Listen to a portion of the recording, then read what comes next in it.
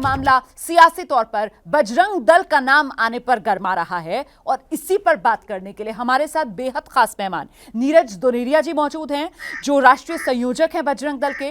नीरज जी, बहुत धन्यवाद आपका एबीपी न्यूज के लिए समय निकालने का। मैं पहले आपसे जानना चाहती हूँ कि आपको क्या लगता है, कांग्रेस को यह चुनावी वादा जरूरी क्यों लगा कि अगर वो सत्ता में आएंगे तो बजरंग दल पर बैन लगाएंगे? कांग्रेस पार्टी का कोई नया एजेंडा नहीं है। कांग्रेस ने प्रारंभ से ही देश को बांटने की राजनीति की है। कांग्रेस मुस्लिम परस्त राजनीति करती है। कांग्रेस ने देश का विभाजन भी धर्म के आधार पर किया था।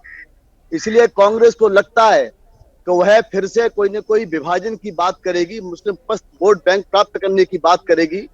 कहीं ना कहीं उसने उसको ध्यान में रखते हुए ही एक बजरंग दल जो राष्ट्रव्यापी संगठन है, देशभक्त संगठन है, जिसका नाम पीएफआई जैसे संगठन के साथ जो कि आतंकवादी संगठन है, उसके साथ जोड़कर तो पत्थर लगाने जैसी बात की है।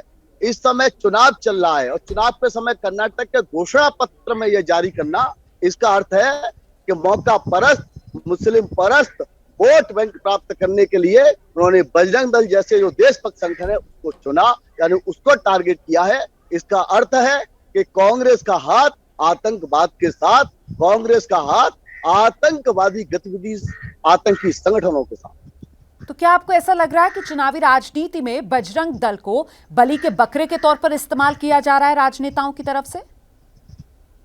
बजरंग दल बलि का बकरा कभी नहीं बन सकता। बजरंग दल में जो नौजवान काम करते हैं वो सौर्यवान, साहसी और पराक्रमी नौजवान है। ना बजरंग किसी से डरा है और ना डरने वाला है। बजरंग दल ने जो अपना एजेंडा तय किया है वह अपने देशभक्ति के मार्ग पर, अपने देश को सर्वप्रथम रखते हुए उसके मार्ग पर चल रहा है। उसके लिए देश सर्वोच्च था, है और देश हमेशा रहेगा। ऐसे लोग मेमने की तरह मेमयाते रहेंगे। बजरंग दल अपने कार्य को हाथी की तरह करता रहेगा। लेकिन नीरज जी, पिछले दिनों राजस्थान में जिस तरीके से 2 लोगों की हत्या के मामले में गौरक्षकों का नाम सामने आया और उनका लिंक बोला गया कि साहब बजरंग दल से जुड़ता है, इस तरीके के घटनाओं के अंदर जहां मॉब लिंचिंग की घटनाएं होती हैं, बजरंग दल से कई बार तार जुड़ते हुए नजर आते हैं आरोपियों के। इसको लेकर आप क्या कहेंगे? बजरंग दल का नाम केवल इस प्रकार से षड्यंत्र पूर्वक घसीटने का प्रयास किया जाता है। बजरंग दल 1996 में बजरंग दल ने संकल्प लिया था, गाय हमारा हिंदू जीवन मूल्य है, हम गाय को मां मानते हैं, गाय को नहीं कटने देंगे, गाय नहीं कटने देंगे, देश नहीं बटने देंगे। यह संकल्प लेकर के 1996 में बजरंग दल ने इस देश में गौ माता की रक्षा का संकल्प लिया था। तब से लेकर अब तक बजरंग दल ने 86 लाख से ऊपर वो गौवंश जो कसाईयों के हाथ कटने जा रहा था, वो पुलिस के सहयोग से संपर्क करके, संघर्ष करके छीना है, वापस लिया है और आज वो गौशालाओं में है। यह है बजरंग दल ने साहस का काम किया है। वो समाज को नहीं बताता, वो कांग्रेस पार्टी को नहीं बताती। वो जो घटनाक्रम हमने किया नहीं, अर्थात केवल षड्यंत्र पर षड्यंत्र रचकर ताकि किसी प्रकार से कोई कार्यकर्ता फंसे। लेकिन आज भी अभी तक किसी प्रकार का कोई कार्यकर्ता न किसी तरह की मॉब लिंचिंग में और न किसी प्रकार की हत्या में शामिल था, न है और न अभी तक कोई साबित हुआ। ठीक है, आप जिस साहस का जिक्र कर रहे हैं यहां पर, सवाल दरअसल इसी को लेकर उठाया जाता है कि आप जो शौर्य साहस बजरंग दल की तरफ से दिखा दिया जाता है अपने संकल्प को पूरा करने के लिए, उसमें कई बार जो लकीर है, जो लक्ष्मण रेखा है देश के संविधान और कानून की, उसको लांघ जाता है बजरंग दल। कानून अपने हाथ में ले लेता है बजरंग दल। यही आरोप आप पर लगते रहे? देश में एक भी ऐसा घटनाक्रम नहीं है, देश में एक भी ऐसा विषय नहीं है जहां बजरंग दल ने किसी कानून का उल्लंघन किया हो। बजरंग दल संविधान का पालन करते हुए काम करता है। बजरंग दल ने संकल्प लिया, हिंदू जीवन मूल्य की रक्षा करेंगे और हिंदू जीवन मूल्य की पुनर्स्थापना करेंगे। और हिंदुत्व से बढ़कर कौन संविधान का पालन कर रहा है? इस देश के अंदर अगर पालन कर रहा है तो वह हिंदुत्व को मानने वाले पालन कर रहे हैं। और बजरंग दल इस देश के अंदर साहसी, पराक्रमी भूमिका निभा रहा है। तो आज इस्लामिक जिहाद, आज देश में जो सरपंच से जुदा, यह कानून का उल्लंघन नहीं है। आज लव जिहाद, हजारों बहनों का अपहरण किया जा रहा है केवल इस्लामिक जिहाद के माध्यम से अपनी जनसंख्या बढ़ाने के लिए। इस देश में षड्यंत्र किए जा रहे हैं कि इस देश को इस्लामिक स्टेट बनाएंगे 2047 में।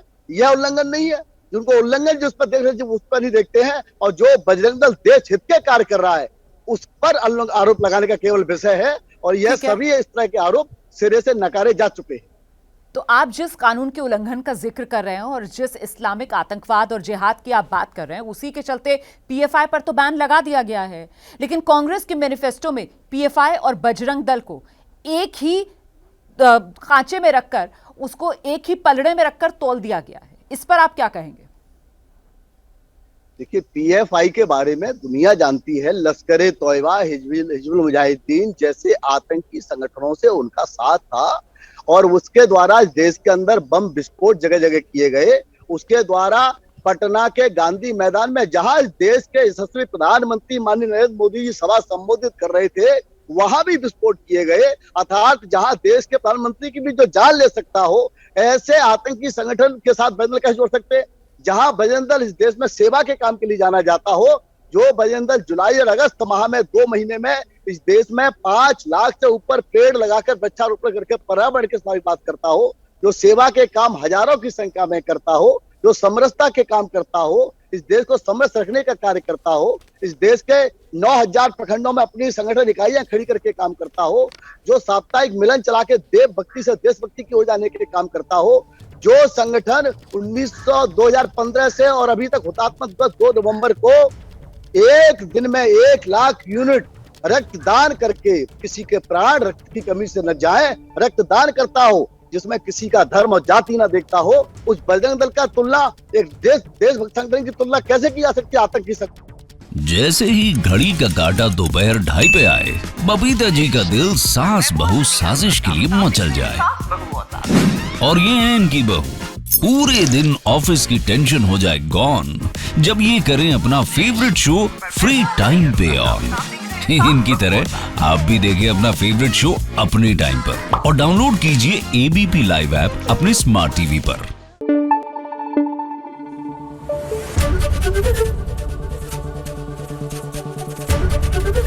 एबीपी न्यूज आपको रखे आगे।